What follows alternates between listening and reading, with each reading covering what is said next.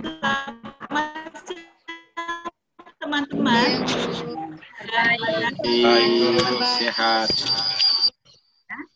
Mudah-mudahan kita diberikan Tuhan kelancaran dalam melakukan aktivitas. Aduh, itu tenunnya menarik, bagus sekali ya. Oke, nanti saya lihatkan Ibu Yani yang pakai tenun Sumba ya. Nanti ada. Baik, teman-teman sambil menunggu teman yang lain ya, kita akan mulai dengan di dalam tas merah, tunggu. Dengan teknik fasilitasi. Oke. Teman-teman bisa mute dulu ininya, mikrofonnya, supaya kita bisa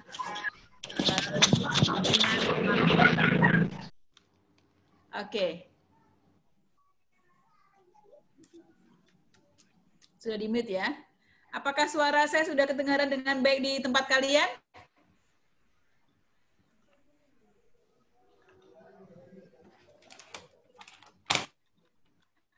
Halo, cek suara. Apakah suara Bu Yani sudah bisa terdengar dengan baik? Sudah, Bu. Oke, baik ya. Kita akan mulai materi yang pertama adalah tentang teknik fasilitasi ya. Nah, materi ini kita akan bawakan selama 2 jam pelatihan. 1 jam pelatihan itu 45 menit, jadi 90 menit. Saya senang sekali karena teman-teman ternyata sebagian besar, hampir 84% itu berlatar belakang pendidikan guru. Jadi ini tidak jauh-jauh dari bagaimana cara memberikan ilmu kepada murid-muridnya. Hanya saja memang ini bukan murid-murid SD, SMP, atau SMA, atau SMK, tetapi para KPM, para ibu-ibu yang ibu-ibunya itu berbagai ragam ya. Ada yang sekolahnya SD, ada yang sekolahnya SMP, SMA, SMK, atau mungkin ada juga KPM kalian yang tidak bersekolah ya. Ada yang bisa berbahasa Indonesia, ada yang lancar sekali. Nah, itulah pekerjaan teman-teman. Nanti akan melakukan pertemuan kelompok yang setiap bulannya mengisi materi-materi yang akan membuat para mama-mama, para ibu-ibu di KPM kalian itu menjadi orang yang sangat-sangat berdaya ya. Itu tujuan kita ya. Tujuan akhirnya adalah mama-mama Sumba itu ya, saya sering senang sekali menggunakan kata mama-mama itu nanti ya, akan mengubah perilakunya yang sekiranya belum sejalan dengan tema kita adalah tentang Family Development Session ya. Jadi itu target besar kita ya. Tentu saja karena keragaman dari para KPM ini, para ibu-ibu atau ibu-ibu, boleh saya tahu kalian lebih senang dengan kata-kata mama-mama atau ibu-ibu? Mama-mama, Bu. Mama-mama. Oke, mama-mama ya. Oke, baik ya. Jadi bagaimana cara kita memfasilitasi para mama-mama kita itu untuk sejalan dengan modul yang akan kita pelajari, itu yang namanya teknik fasilitasi ya. Saya akan share materi saya, nanti juga saya akan share di grup WA ya, jadi nanti teman-teman yang sekiranya sedang ada tugas menyalurkan bantuan sosial beras tidak ketinggalan untuk materi kita ya.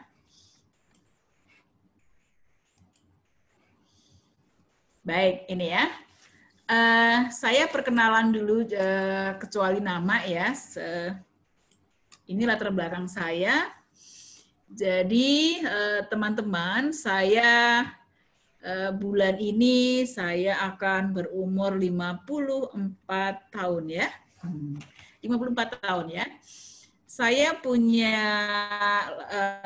latar pendidikan yang pertama adalah S1 Antropologi dan S2 Sosiologi di Universitas Gadjah Mada ya.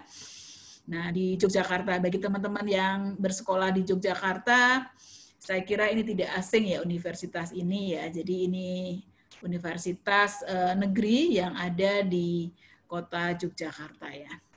Baik, ini nomor kontak saya, teman-teman sudah bisa diakses di grup emailnya ini ya. Dan pekerjaan sehari-hari saya seperti guru ya, tapi disebutnya Widya Iswara. Jadi Widya Iswara itu hanya dikenal di kalangan pemerintahan atau ASN yang kata lainnya adalah trainer ya, trainer atau instruktur atau juga pelatih gitu ya. Nah, ini pekerjaan saya Widya Iswara seperti hanya kalian yang berlatar belakang pendidikan guru. Nah, seperti halnya itu, tetapi peserta pelatihannya adalah orang-orang dewasa, baik itu ASN ataupun non-ASN. Nah, kali ini kita bertemu untuk para peserta yang dari kalangan non-ASN tetapi menjadi bagian dari Kementerian Sosial karena mereka adalah tenaga-tenaga yang direkrut untuk membantu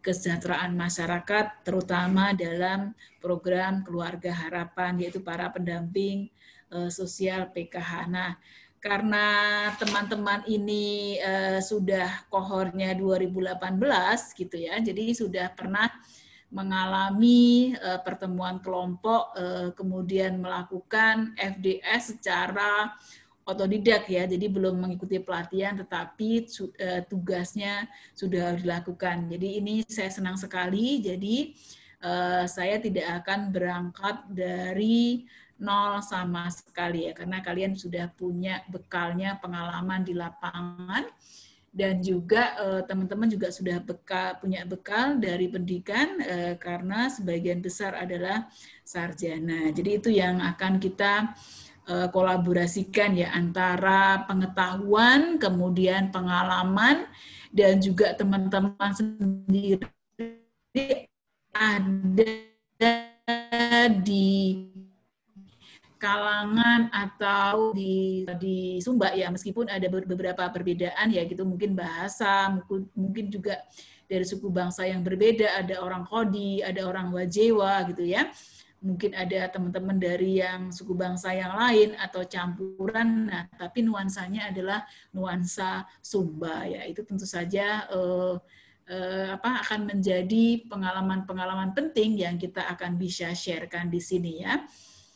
Oke, nah kita akan mulai memahami kembali dari pengertian fasilitasi ini ya. Nanti saya akan presentasikan dulu, nanti baru teman-teman bisa bertanya atau saya kemudian ngajak ngobrol dengan kalian, kita diskusi, bisa melalui chat ya, chatnya kemudian ditulis apa pertanyaannya, nanti bisa langsung secara bergiliran ya.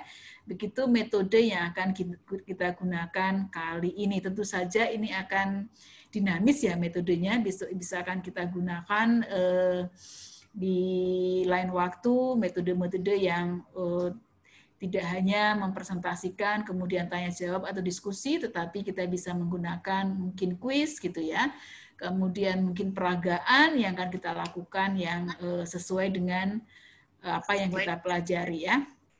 Baik, kalau nanti misalnya saya terlalu cepat bicaranya atau teman-teman masih belum jelas, silakan aja tulis di chat ya apa yang dimaksud ya. Oke, jadi teman-teman nggak usah khawatir, nggak usah sungkan, nggak usah malu kalau memang masih belum jelas ataupun ingin yang ditanyakan atau dikritisi, silakan saja ya, karena kita di sini adalah posisinya sama-sama sebagai orang yang belajar, sebagai orang dewasa adalah saya adalah narasumber, teman-teman juga menjadi narasumber di bidangnya masing-masing ya.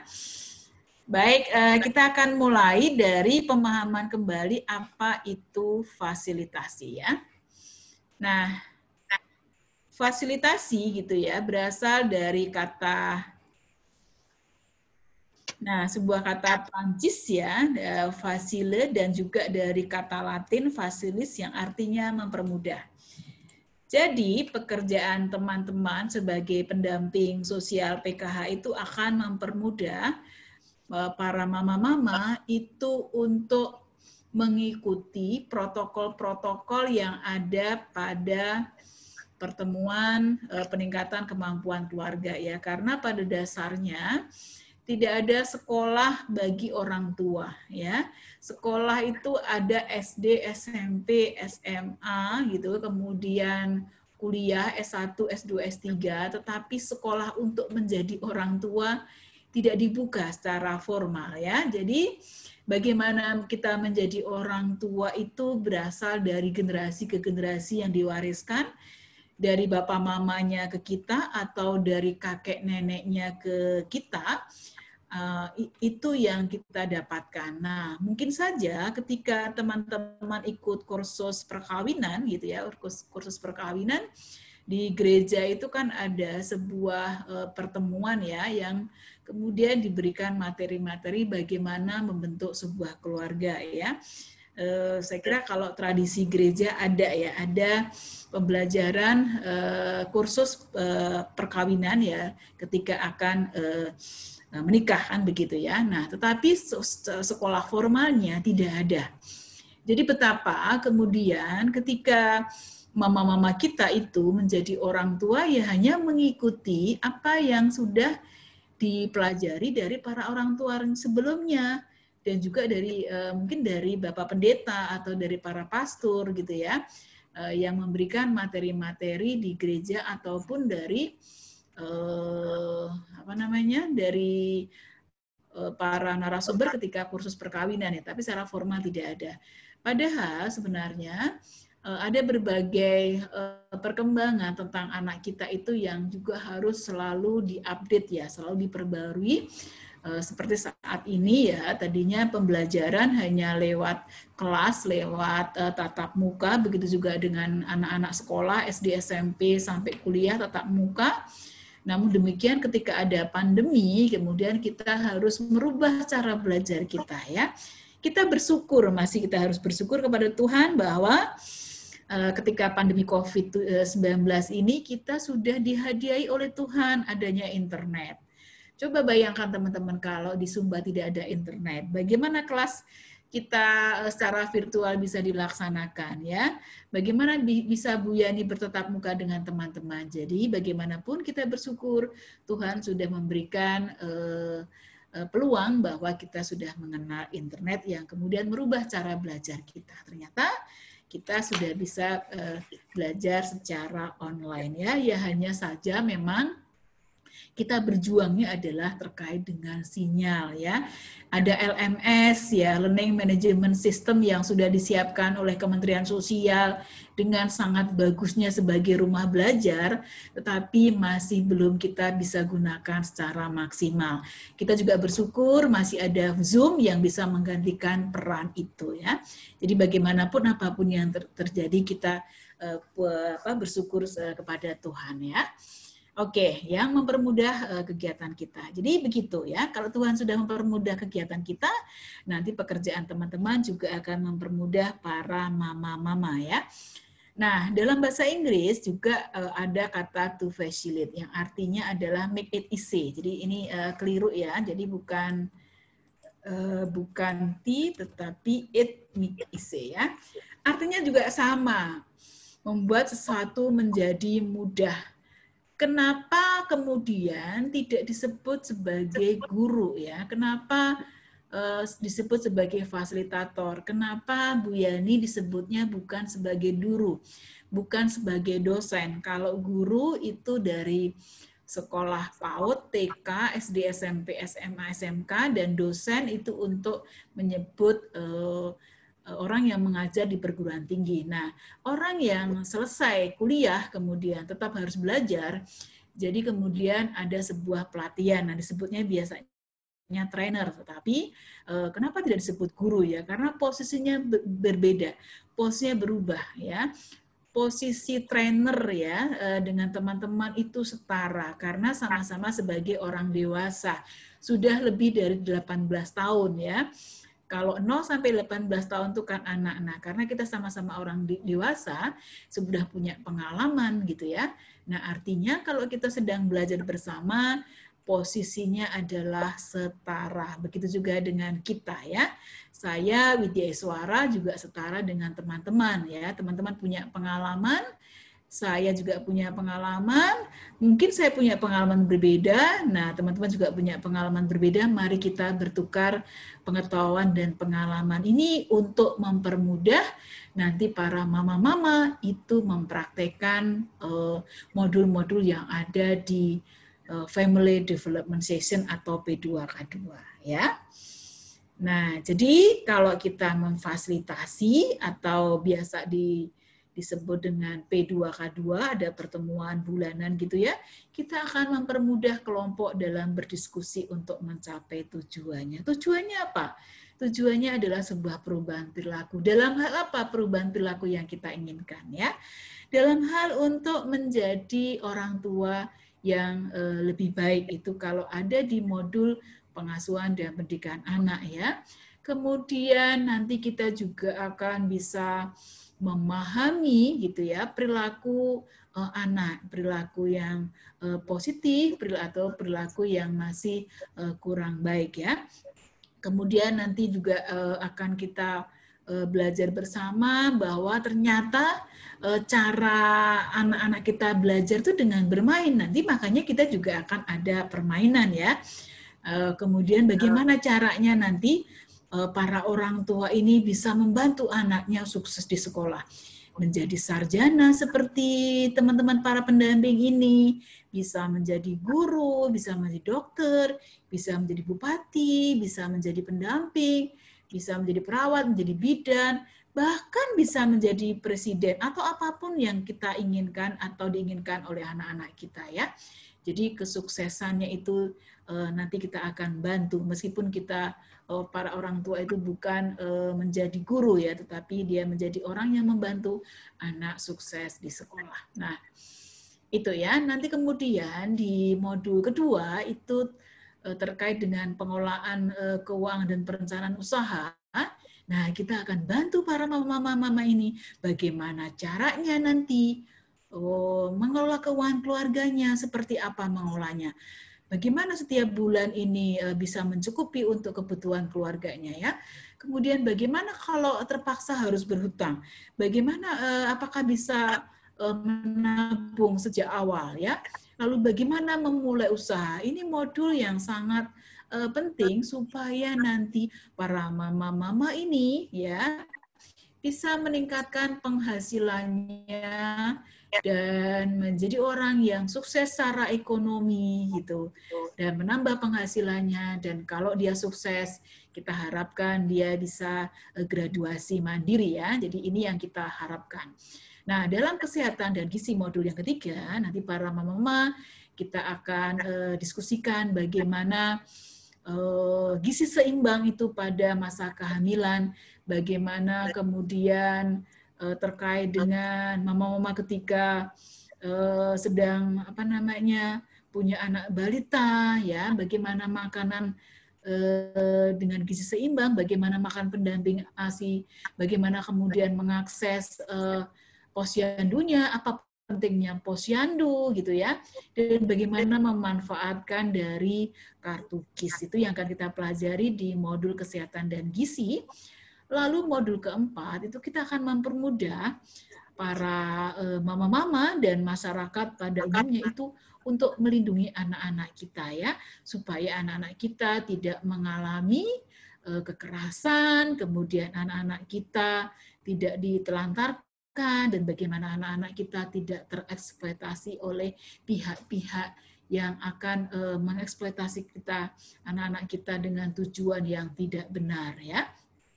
Kemudian nanti yang kelima kita akan memahami, meskipun teman-teman saya cek di Google Form-nya tidak ada penyandang disabilitas yang tinggal bersama, tetapi kita akan punya komponen para KPM, para mama-mama yang punya anak penyandang disabilitas, bagaimana mereka mengasuhnya dan bagaimana kita sebagai anggota masyarakat harus bersikap ya. Nah, nanti kita juga akan memahami bagaimana kalau kita punya lansia dan para KPM juga punya komponen lansia, bagaimana kita akan meningkatkan kesejahteraan para lansia. Nah, itu akan kita mudahkan dengan cara fasilitasi ya. Oke, nah kita akan belajar apa saja ya, di sampai 14.30 kita akan belajar bagaimana mengenal kalau menjadi fasilitator yang baik itu seperti apa ya. Lalu kita juga akan belajar apa yang boleh dan apa yang tidak boleh dilakukan oleh seorang fasilitator yang baik ya. Kemudian kita juga akan tahu beberapa tips dalam memfasilitasi kegiatan ya. Kemudian kapan dan bagaimana cara menggunakan beberapa teknik fasilitasi. Nah, ini yang akan kita pelajari ya. Oke, nah sebelumnya kita akan lihat ya bahwa ada 3 hal penting kalau dalam pembelajaran ini. 3 hal. Yang pertama adalah intention, kemudian connectedness dan teknik. Yang pertama ya, apa intention? Intention itu kata bahasa Indonesianya adalah niat ya. Jadi intention sama dengan niat ya. Oke. Jadi niat kita apa untuk pertemuan kelompok setiap bulan ya? Untuk apa kita mengumpulkan mama-mama, mengumpulkan setiap bulan? Tidak hanya kasih bantuan dari negara, tetapi kita adakan pertemuan kelompok. Niatnya adalah apa? Mendampingi mama-mama supaya mereka benar-benar menjadi keluarga yang sejahtera. Itu niatnya ya. Supaya mama-mama sejahtera secara ekonomi, supaya anak-anaknya juga sejahtera, supaya lansianya juga sejahtera. Kalau ada penyandang disabilitas yang mereka tidak didiskriminasi, dan dalam hal kesehatan dan gizi anak-anak nanti kita harapkan menjadi anak yang sehat, tinggi, dan cerdas. Nah, itu niat kita ya. Nah, jadi kita harus meluruskan niat kita ya. Niat kita tidak hanya sekedar pertemuan reuni, tidak sekedar pertemuan arisan mungkin saja di setiap pertemuan kelompok, tetapi niat kita adalah membantu para mama-mama menggapai impian untuk anak-anaknya menjadi keluarga yang sejahtera melalui modul-modul P2K2 ya. Nah, berikutnya apa itu adalah connectedness ya. Connectedness ini artinya adalah kita punya hubungan dengan para KPM dengan baik. Jadi ada feel-nya, ada rasanya ya, ada keterkaitan ya, ada keterkaitan antara kita sebagai pendamping, teman-teman sebagai pendamping, dan KPM sebagai orang yang menerima bantuan sosial dari Kemensos ya, sekarang tidak tunai lagi tetapi dengan syarat-syarat.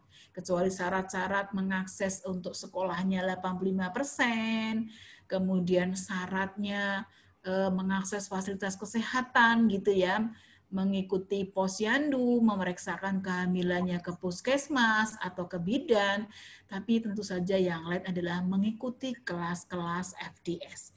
Kalau bisa dibilang bahwa ini adalah sekolahnya para KPM ya. Oke, jadi keterkaitan. Ya. Kemudian berikutnya adalah teknik ya. Ini cara ya, teknik ya. Saya sudah baca di Google Form yang kalian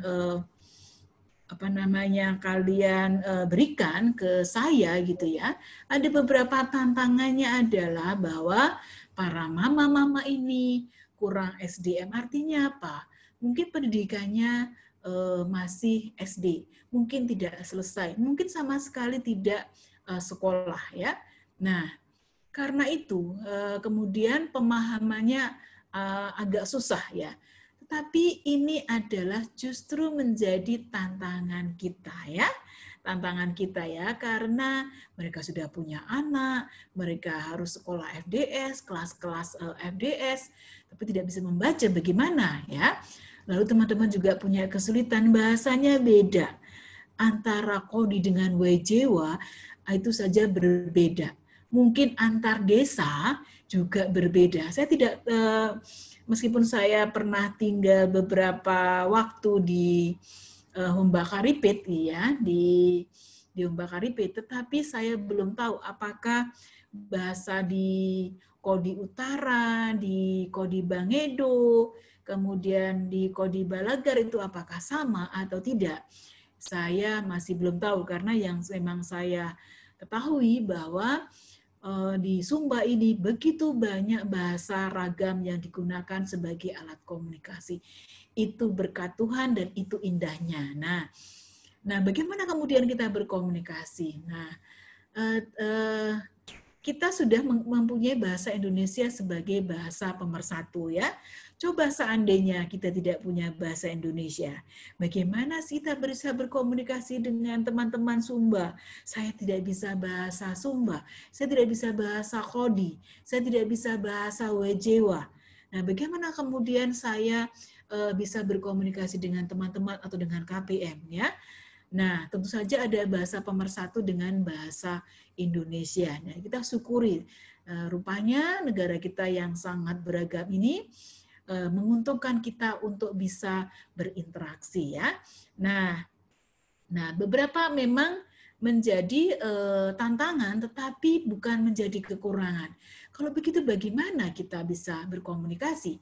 Nah, orang yang coba bayangkan teman-teman, ya, penyandang disabilitas, kalau yang dulu disebut penyandang cacat, tuna wicara atau orang bisu, itu kan tidak bisa bicara gitu, ya, tapi dia bisa juga berkomunikasi dengan bahasa apa? Dengan bahasa isyarat, ya, dengan bahasa isyarat, bahwa kalau begini ini bagus gitu, ya, kalau begini ini tidak bagus atau buruk gitu, ya, kalau begini itu juga oke gitu, ya, kalau di sini ini tidak oke. Nah, itu sebuah bahasa isyarat, bahasa simbol.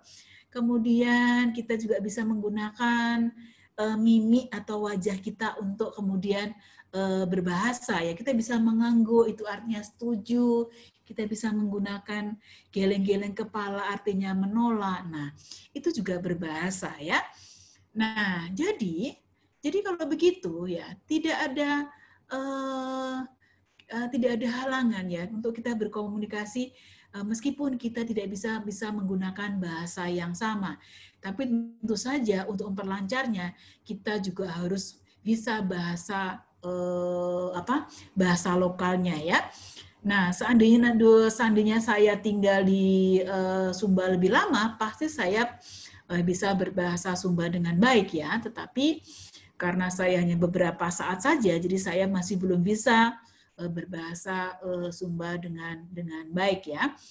Nah, itu, ya. Jadi itu tantangan. Kemudian kalau SDM-nya yang dikatakan sumber daya manusianya masih rendah, ya itu memang pekerjaan kita, ya. Memang itu rakyat yang ada di kita, itu tetangga kita, itu saudara kita, ya, itu saudara kita, ya. Saudara kita yang memang kita hadir, ya, Kemensos hadir, negara hadir, para pendamping hadir, Bu Yani hadir, Pak Kasti hadir. Ini memang untuk membantu para mama-mama ini, ya. Ya, kalau memang ada kesulitan, ya, tentu saja kita akan cari trik-triknya seperti apa, ya, supaya para mama-mama tentang apa yang nanti kita ajarkan. Makanya kita akan banyak menggunakan teknik, ya. Tapi kita bantu mama-mama melihat film. Nah, filmnya menggunakan bahasa Indonesia, kan begitu, ya. Ya, nanti kita terjemahkan kalau memang mama-mama tidak bisa menggunakan bahasa Indonesia. Nah, kita juga akan menggunakan permainan sebagai cara belajar kita, ya. Lalu kita juga akan menggunakan pengalaman mama-mama sebagai pengalaman-pengalaman yang bisa kita dapatkan dan kemudian kita berikan solusinya kalau mereka punya masalah-masalah. Jadi problem solving itu namanya, ya. Jadi pembelajaran kita adalah pembelajaran yang bisa menyelesaikan masalah, ya. Meskipun tidak secara keseluruhan masalah KPM kita bisa kita selesaikan dengan kelas-kelas yang ada di FDS. Tapi kita akan menggunakan berbagai teknik ya. Jadi desain pembelajaran kita itu memang mulai dari kita ya, mulai dari niat kita. Niat kita adalah membantu atau menolong KPM mencapai tujuan-tujuan besarnya adalah keluarga yang sejahtera dan mandiri kan begitu. Oke, nah jadi saya kira kita sudah sama ya menyamakan frekuensi, menyamakan landasan kita, menyamakan niat kita bahwa kami dari BPWPKS Yogyakarta punya niat untuk membantu teman-teman para pendamping PKH ini untuk bisa memiliki kemampuan untuk memfasilitasi para mama-mama dampingannya mencapai tujuan-tujuannya menjadi keluarga sejahtera dan mandiri melalui modul-modul yang ada di FDS ya. Ini oke ya. Jadi selama 10 hari ini kita akan bicarakan terkait dengan hanya P2K2. Terkait dengan misalnya bagaimana kemudian bantuan, bagaimana apakah kemudian kartunya gagal, barcode, ada problem-problem itu, kita tidak bicarakan di sini, tetapi itu teman-teman bisa diskusikan dengan supervisor, bisa diskusikan dengan Korkap, bisa diskusikan juga dengan para operator yang sekarang dinamakan dengan administrator pangkalan data ya. Jadi ini ya, jadi fokus kita terkait dengan 5 modul yang diterjemahkan menjadi 14 sesi. Ya. Oke, nah kemudian kita akan hubungkan bahwa materi-materi ini akan berguna buat para KPM. Ya. Nah, bagaimana caranya kita untuk keterikatan dengan para KPM adalah saya kira hal yang paling penting adalah kita membangun hubungan ya. Rapot itu membangun hubungan ya, mulai membangun hubungan ya. Membangun hubungan dengan siapa? Tentu saja membangun hubungan dengan KPM ya. Kalau memang KPM-nya bukan dari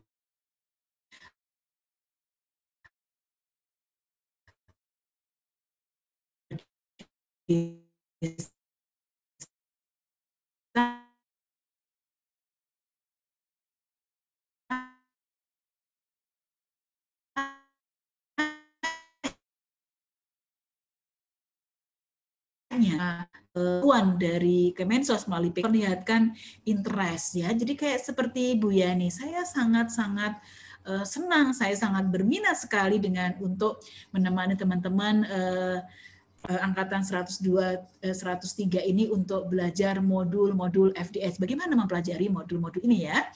Kemudian saya juga akan sensitif ya. Sensitivity kita harus bangun ya. Nah, sensitivitas ini penting ya supaya saya sensitif misalnya terkait dengan perbedaan waktu antara WIB dengan waktu Indonesia Tengah, kita ada perbedaan waktu. Jadi mungkin teman-teman juga sudah mulai di timur itu ya, sudah mulai menjelang sore gitu, saya juga harus sensitif bahwa ada perbedaan waktu yang kita harus juga tahu dinamikanya ya. Juga saya juga harus sensitif terhadap teman-teman yang punya latar belakang gender yang berbeda, jenis kelamin yang berbeda, laki-laki dan perempuan, kemudian keragaman agama atau religiositas ya. Sebagian teman-teman itu beragama Kristen dan Katolik yang ada di Sumba ya, meskipun saya belum cek apakah peserta di angkatan 103 itu ada yang Islam. Saya tolong nanti yang Islam tolong chat ya siapa yang Islam, apakah mungkin ketua kelas bisa atau sekretaris bisa menginformasikan ke kami bahwa ada di antara 30 peserta itu ada yang Muslim supaya kita bisa sapa dengan bahasa-bahasa yang memang menjadi keyakinan Muslim dengan kata misalnya Assalamualaikum ya. Nah, misalnya seperti itu ya. Oke, kemudian bagaimana kita juga akan memilih kata-kata yang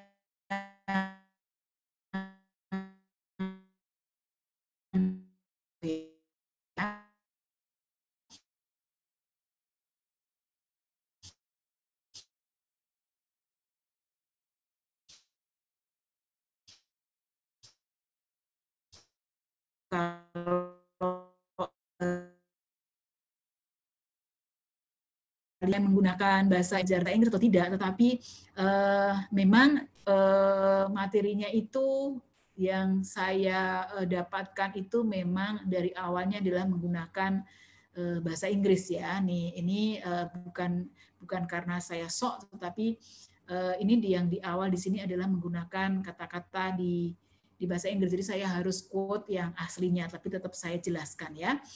Nah, kemudian adalah joining the dots itu jadi ada jeda ya. Jadi ada jeda. Nanti kita akan juga jeda, ada istirahat break gitu ya untuk teman-teman ngopi gitu ya. Biasanya teman-teman Sumba itu memang tradisi ngopinya sangat kuat, tapi saya juga senang ngopi ya. Jadi kita ada break. Mungkin teman-teman yang Muslim punya waktu keterikatan untuk sholat wajibnya ya, kita juga akan lakukan break ya. Jadi atau juga kita akan lakukan ice breaking kalau kita jenuh ya. Ice breaking itu penyela ya, jadi artinya jedanya kita bisa lakukan dengan mungkin kita akan dance bareng gitu ya. Nah itu yang akan kita lakukan ya. Oke, itu. Nah kita akan juga belajar secara visual. Visual itu menggunakan foto, menggunakan video gitu ya, dan juga kita menggunakan auditori ya, kita menggunakan pendengaran kita, dan juga kita juga akan menggunakan kinestetik. Jadi ada gerakan-gerakan yang akan kita lakukan meskipun nanti kita daring. Sesekali kita juga akan gerakan badan kita untuk senam atau dancing ya. Oke, nah hal yang paling penting adalah teman-teman nanti kalau ke KPM itu ada teknik yang namanya hypnotic public speaking.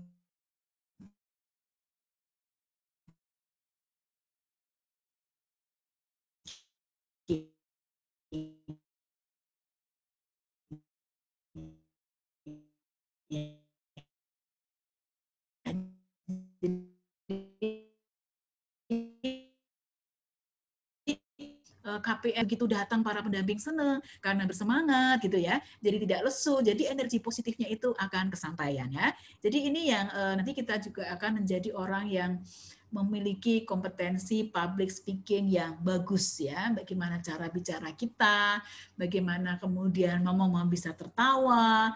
Nah, teman-teman Sumba ini memang suka bercanda ya. Saya senang ya karena kemudian bercanda, tertawa itu meningkatkan hormon dopamin kita, hormon kebahagiaan kita, dan juga hormon serotonin kita yang nanti kita akan justru lebih merasa rileks dan bahagia ya. Nah, teman-teman juga ada hal yang penting adalah fleksibilitas ya, fleksibel ya.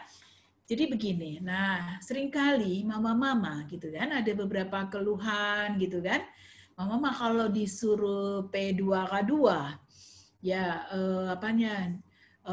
tidak datang gitu ya, tapi begitu giliran bantuannya agak lambat, kapan ini cair gitu ya. Nah, ya artinya apa? Artinya memang kita tidak perlu menyalahkan bahwa mungkin kita harus refleksi ya, kenapa mama tidak suka ya kelas-kelas FDS? Apakah saya tidak cukup menarik ya kepada mama-mama ini untuk belajar di kelas? Apakah membosankan? Atau karena pelajaran-pelajarannya atau diskusinya itu saja? Yang mama-mama, yang kurang jaring. Oke, ya, yang mama-mama sudah tahu. Untuk apa? Nggak menarik ya. Kita juga harus tahu. Siapa tahu bahwa sebenarnya materi yang kita bicarakan itu para mama-mama sudah tahu. Jadi mamanya bosan. Jadi kita tidak bisa paksa mereka tahu. Karena mereka sudah tahu, sudah tahu tentang ASI eksklusi, mereka sudah praktek, mereka sudah punya kartu KIS. Kenapa kita bicara lagi tentang kartu KIS gitu ya? Misalnya seperti itu ya. Atau memang waktunya mama senggangnya itu kapan? Apakah siang atau pagi hari, apa sore hari? Jadi kita tidak bisa sama dengan di sekolah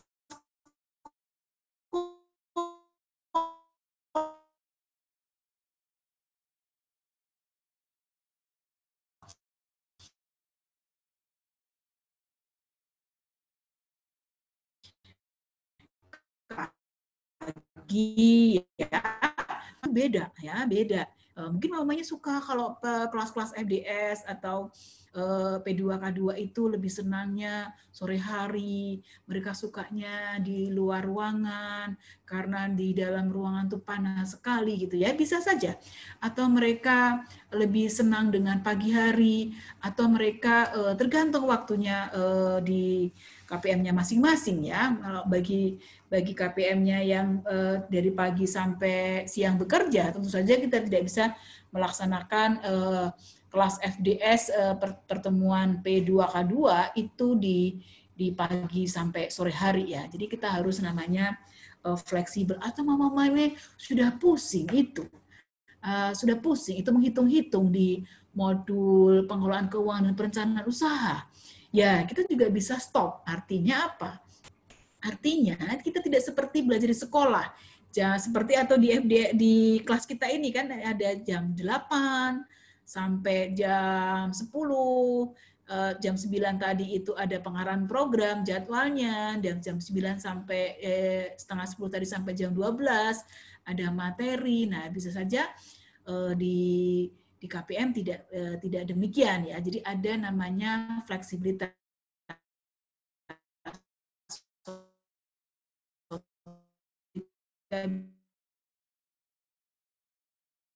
bisa pagi, kadang-kadang mamanya sudah capek, tidak bisa paksa mama untuk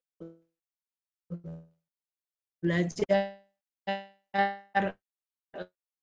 seperti di sekolah. Silahkan nanti nulis di chat ya. Nah, saya lanjut ya. Bagaimana nanti teman-teman itu ya bisa menjadi fasilitator yang baik ya. Apa sih ciri-ciri seorang fasilitator yang baik ya?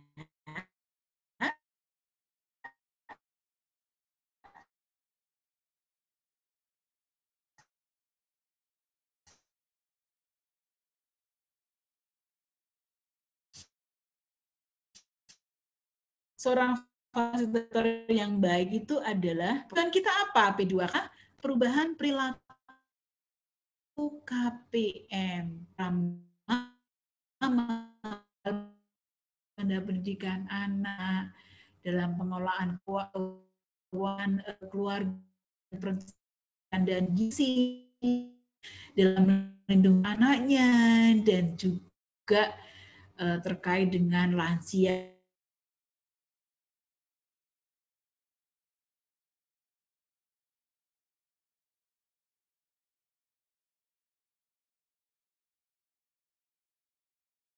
Ada kemudian memastikan bahwa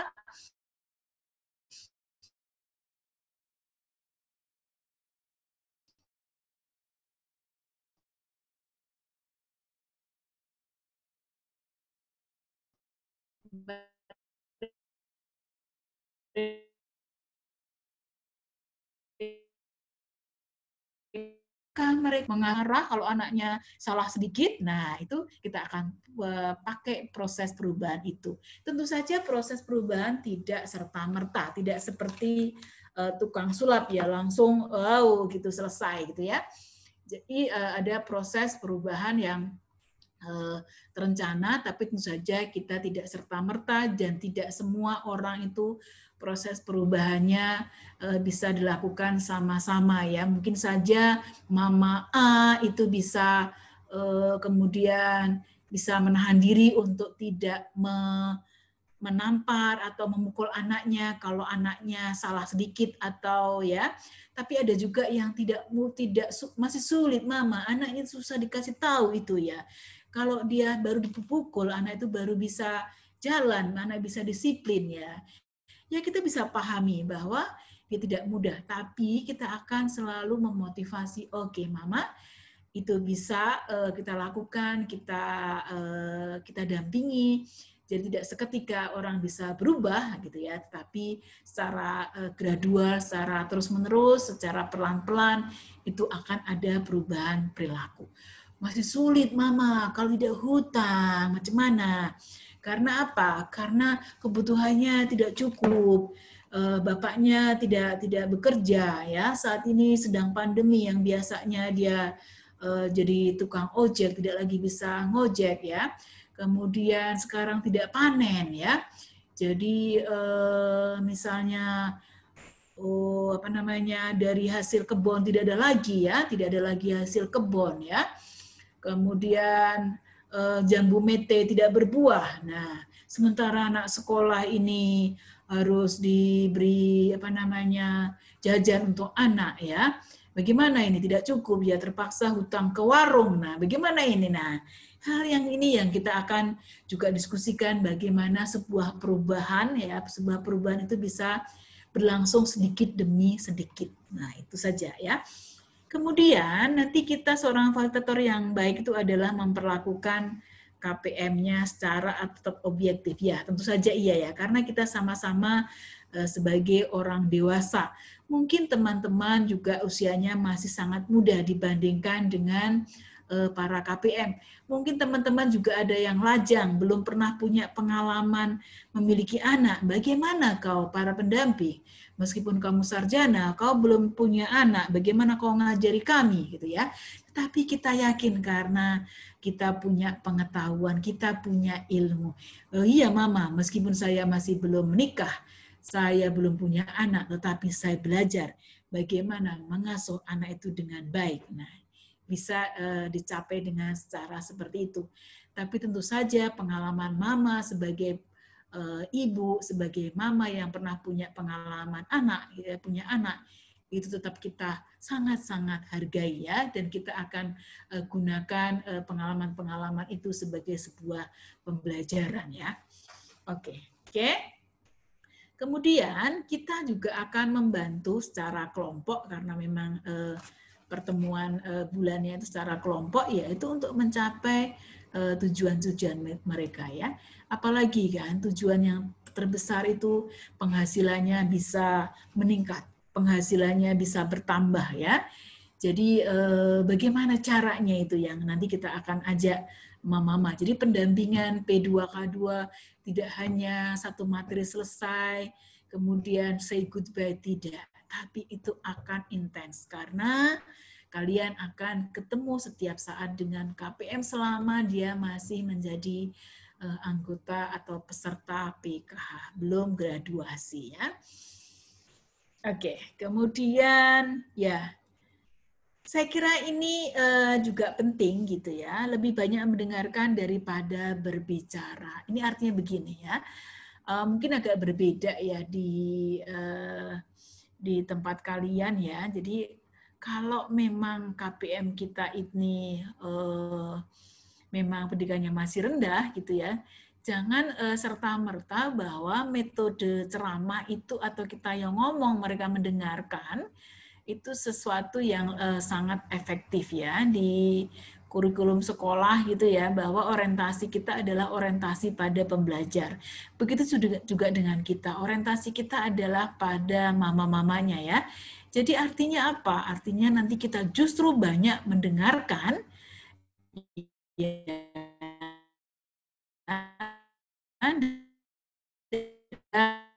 daripada berbicara masalah mereka, lebih banyak mendengarkan daripada bicara bagaimana mengatasi ini. Udah kita coba dulu. Nah, artinya kita coba dulu, bukan nasihat ya, bukan nasihat terus menerus kita berikan, atau bukan cerita terus menerus ya kan.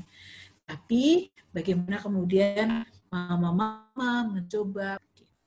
Oke, kita juga sensitif terhadap usia, ya sudah ya, kemudian pengalaman sudah, tadi gender pasti ya, Mungkin kita sebagai pendamping laki-laki, dampingan kita adalah perempuan, ya itu tentu saja harus sensitif, apalagi di Sumba, ya di Sumba itu keluarga dari pihak laki-laki, keluarga pemberi pengantin perempuan itu juga punya grade tersendiri ya yang berbeda dengan kami. Kami tidak mengenal itu ya. Jadi di Sumba jadi memperlakukan orang itu sudah tahu oh dia saudaranya. Jadi saya kadang-kadang kalau di Sumba ini saudaranya banyak sekali ya karena memang hampir satu kampung itu punya hubungan saudara gitu ya.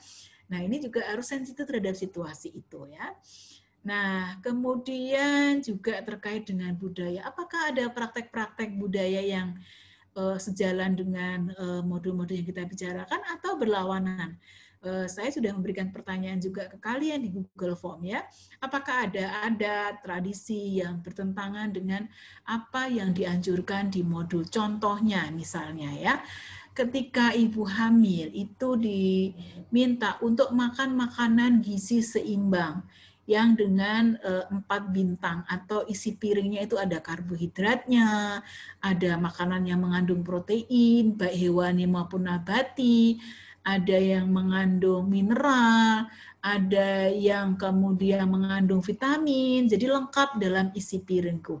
Tetapi gitu ya, mungkin saja ada tradisi yang kemudian ada namanya tradisi tabu atau pantangan. Misalnya kalau di Jawa itu ada pantangan tidak boleh makan ikan lele misalnya. Ada sebagian komunitas Jawa yang pantang ketika ibu hamil makan ikan lele. Padahal ikan lele itu mengandung protein tinggi ya.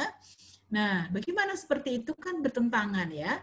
Nah, bagaimana kemudian melakukan perubahan perilaku ini tetapi bisa memahami tradisi ini gitu. Ini kan tradisi yang berlawanan ya, karena tidak boleh. Kenapa? Takutnya nanti anaknya kalau lahir itu keras gitu ya. Ada juga yang menyebutnya nanti kalau ada juga yang ikan cumi ya. Ikan cumi itu kan ikan laut yang sebenarnya proteinnya sangat tinggi gitu ya. Kemudian kalau di masyarakat Jawa itu takutnya nanti anaknya hitam. Nah, apakah itu mitos ataukah fakta? Itu yang akan kita diskusikan juga ya terkait dengan hal itu. Nah, kita juga sensitif ya. Jangan sampai kemudian kita kontraproduktif ya terhadap tradisi atau adat yang bertentangan misalnya itu kalau ada. Kalau tidak ada ya malah lebih bagus. Jadi adat atau tradisi bisa menjadi penguat ya. Kemudian mendorong semua orang berpartisipasi. Ya saya kira iya ya. Jadi kalau teman-teman berkelompok gitu melakukan pertemuan kelompok, saya kira tidak hanya 1-2 yang berpartisipasi, tapi memungkinkan semua orang dengan bebasnya untuk bertanya. Hanya soal giliran saja ya, hanya soal kemudian batasnya adalah memungkinkan semua orang itu dan senam ya semuanya terlibat kelompok, jadi tidak kelompok aja, itu intinya di situ ya. Kemudian nah teman-teman kalau berkelompok saya kira juga perlu ada namanya kontrak belajar jatuh kita kan mama tanggal setiap atau hari seku jam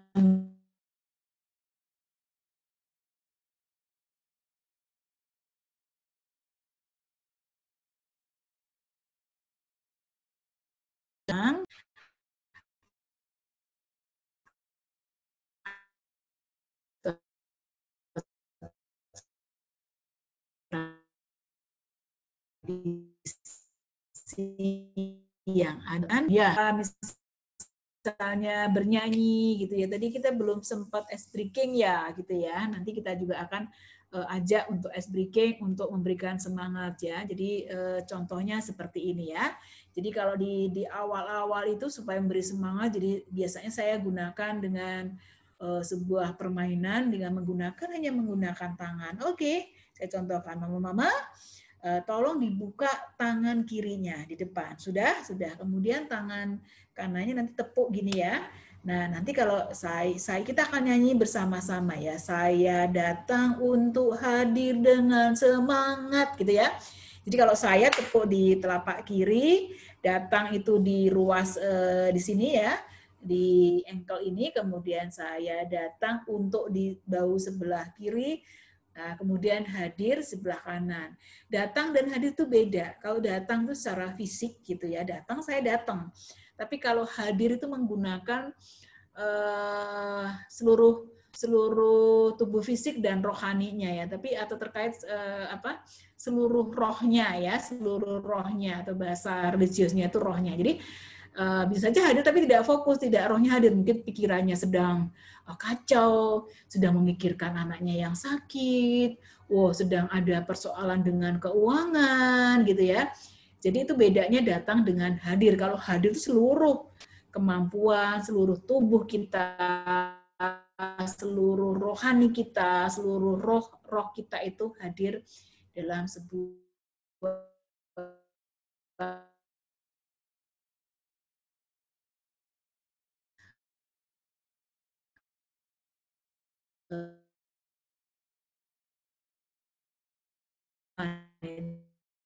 jadi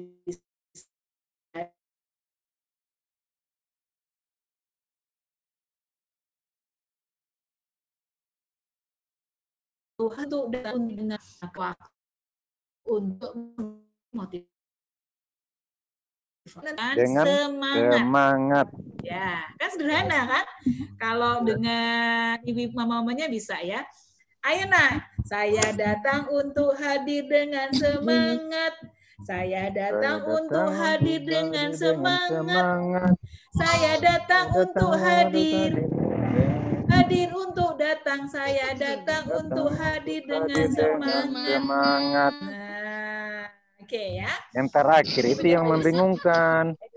Oh iya, jadi saya datang untuk hadir ya. Saya datang untuk hadir. Jadi saya di Terus sini. Saya datang lagi untuk hadir dengan semangat. Saya datang untuk hadir untuk semangat ya. Saya datang untuk hadir dengan semangat. Saya datang untuk hadir dengan semangat. Semangat. Jadi, oke. Saya datang untuk hadir dengan semangat. Oke. Saya datang untuk hadir dengan semangat. Saya datang untuk hadir untuk datang. Saya datang untuk hadir dengan semangat. Wih, oke ya. Nanti kita coba. Hermin mau mencoba, Hermin. Coba, Hermin. Orang Mengura itu bisa dia itu. Bisa. Orang Mengura.